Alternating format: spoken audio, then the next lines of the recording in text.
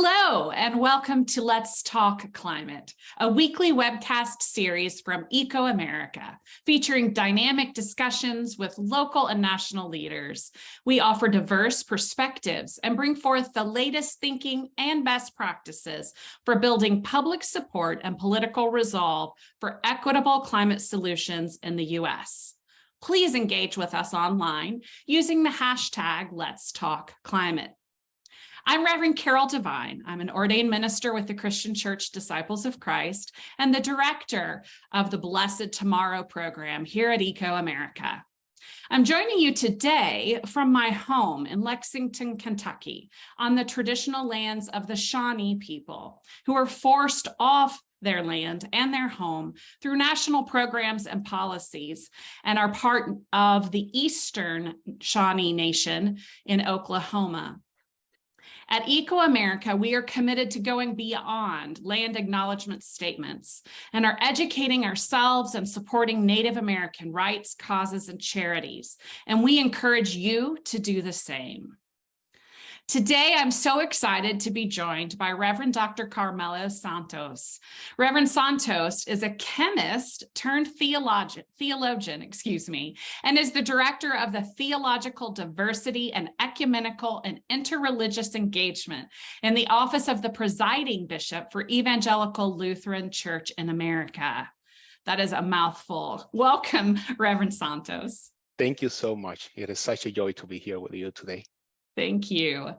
I wanted to start by just talking about, it is a little unusual to have a background in chemistry and theology. And so I'm just going to guess, we haven't talked about this, but I'm going to guess that your call to ministry is somehow connected to creation care, climate justice, and your rooting in chemistry. Will you talk to us a little about that?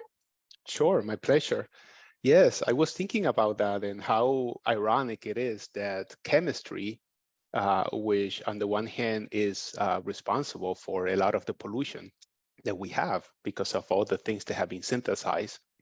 But at the same time, chemistry is also what provided me with a new way of seeing the world, like a lens that allowed me to just see the beauty of creation. And when I was able to put on the lens of chemistry and the lens of faith, it just allowed me to see God at work in nature, in creation, in a way that was beautiful. In terms of climate justice, I did have a class that was very influential, environmental chemistry, with Dr. Lillian Bird, where we learned about some of the tricks that industry can do when they are more interested in profit and greed than in caring for creation. But also about the way that ecosystems are interrelated. In that class, we just learned how what you do in one part of the globe affects nature in another part of the globe.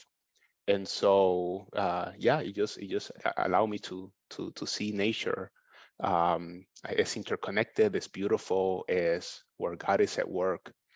And also in terms of climate justice, more than chemistry is where I grew up that influenced me. I grew up in a small town in Puerto Rico where there was a power plant that was polluting the air. It was a poor town.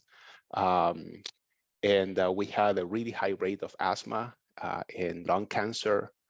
And so it was from that lived experience that I really began to understand that there is a connection between poverty and pollution, that there is a link between the way that sometimes we abuse the earth and the way that people living in poverty are affected by it.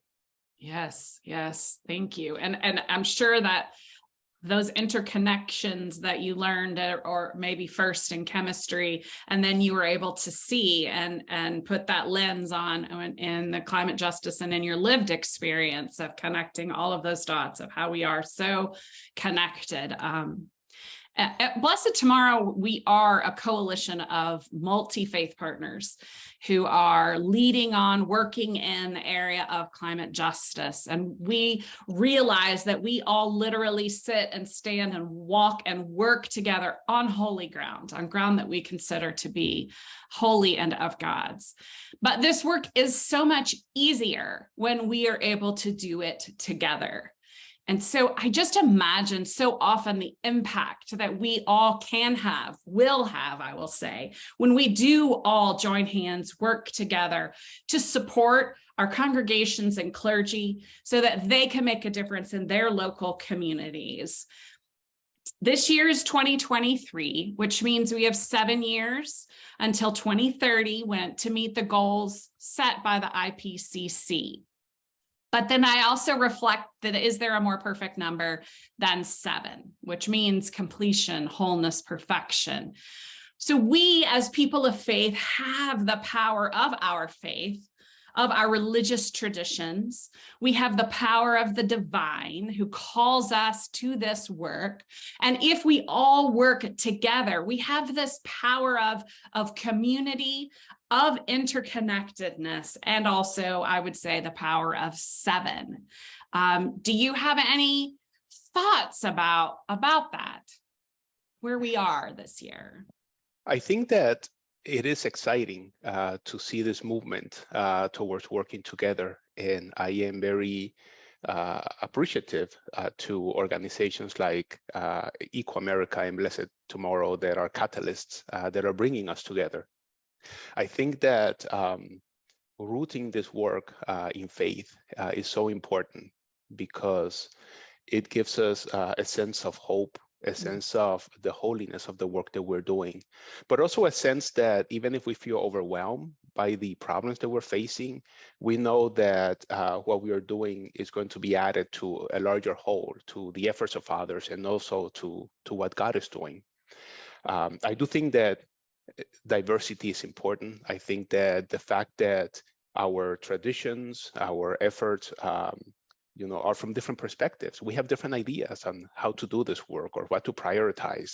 I think that makes us stronger. I think that when we try to just homogenize everything, we actually become weaker. And so I think that is a beautiful thing. And yes, 7 is a holy number. It is also from the story of the 7 years of abundance, followed by the 7 years of scarcity. And so if these are 7 years that we have been forewarned, let's be wise and do what we need to do together so that for the 7 years of scarcity, not only can we be okay, but we can also help those that will be affected the most by this. Yes, I love that story of Joseph, which is a sacred story for Jews, Christians, and Muslims. And speaking of scripture, in the Hebrew scriptures used by Jews and Christians, the prophet Micah tells us that the Lord requires us to do justice, love mercy, and walk humbly with our God. And so as we come to an end of our conversation, how does a regular person of faith, connected and concerned in some way about climate change, how do they center that justice and mercy in their walk? I love that text. I really feel that it really summarizes a lot of what the faith is about, the life of faith. And it has like 3 important parts, and I want to take them one by one.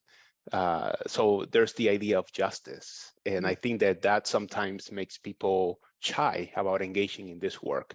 And I want to clarify that when we read about justice in the sacred scriptures of many traditions, the idea is not one of violence or punishment, but it's more a movement towards wholeness. Yes. So I would say that justice to the community and to the planet is what health is to the human body. Wow. And so to work for justice is to work for healing, is to work for wholeness.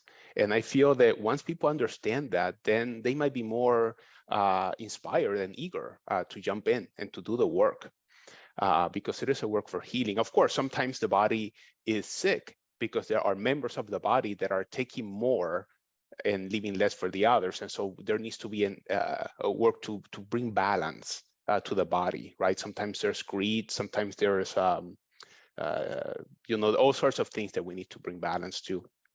The second is mercy, and mercy, is the idea of empathy. It's the idea of looking at the neighbor as a neighbor who's different from me, but it's somebody that I can relate to, that I can feel for, that I can feel with, and how do I walk in solidarity with my neighbors, and then finally walking humbly with our God. And that word, humble, humility, it comes from the same root as human, which is humus, is soil, is land. Remember that you are dust, and to dust you shall return. And I think that element of humility is so important for us, especially in the global north and in the Western world, where we feel that we have control over so many things, and yet we are dust. We share the same flesh, the same stuff that we're made of. We share it with all other creatures. And once we come to realize that, like St. Francis did, then we realize that, we are interconnected. What I do to them, I am doing to myself as well. Yes. And finally, I love the idea from Islam, that human beings are like ambassadors of God in creation, and we are meant to be servants of creation on behalf of God, to bring that, to keep that wholeness, to keep that balance. And so I want to borrow that teaching from my siblings, from the Muslim faith. Oh, that is so beautiful. And I have so many things that I would want to say. We'll have to continue this conversation another time. Pope Francis says, if God has a name, it's mercy. And I love the humility, human, humus, the humus and the dust connection there. And thank you so much for spending a little time with me today. And I hope that we'll connect again soon. It's really an honor and blessing for me to learn from and to walk with you in this work. And I just give you great thanks for spending this time with me, but also more importantly, for living out your call by leading on climate and environmental justice and teaching the rest of us how to do that. So thank you. It's my pleasure. Thanks.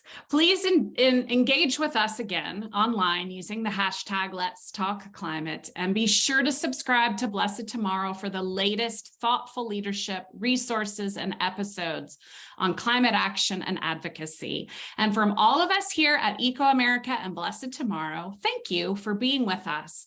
People of faith are the perfect leaders for climate solutions. We all stand and sit together on God's holy ground, and we need everyone every day.